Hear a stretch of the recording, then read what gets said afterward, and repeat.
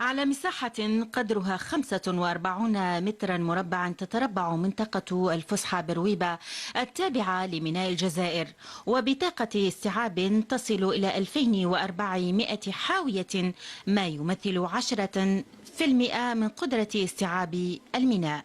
دخول منطقة الفسحة حيز الخدمة يعزز قدرات الميناء اللوجستية ويرفع من طاقته الاستيعابية. المنطقة الفسحة لميناء الجزائر تتوفر فيها كل الوسائل التقنية المعمول بها في كل مناطق العالم، وأيضا هناك مكاتب للجمارك وهناك شباك موحد حتى نسهل كل العمليات يقوم بها المتعامل الاقتصادي.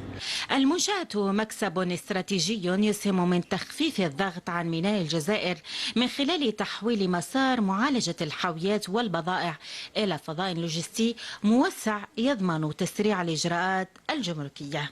تقلل الضغط على من نسبة شغل الميناء نتاع الجزائر العاصمة، كذلك تحط المستوردين والمصدرين تاعنا في أريحية تامة، وكذلك تسرع من العمليات التجارية نظرا لتواجد كل المصالح على مستوى المنطقة بما فيها الجمارك الجزائرية وكذلك السلطات الممثلة إلى وزارة الفلاحة ووزارة التجارة كذلك، إضافة إلى ميناء الجزائر اللي حاضر كذلك واللي هو يدير هذه المنطقة. هذه المنطقة مزودة بكل العدد اللازم والموارد البشرية اللازمة بما فيها السكانر والآليات وكذلك المورد البشري، مجهزة كذلك بكل الآليات السلامة والرقابة والأمن اللازمين. خطوة لرفع تنافسية الموانئ الوطنية وتدعيم دورها كمحرك للتنمية الاقتصادية وتطوير التجارة الخارجية.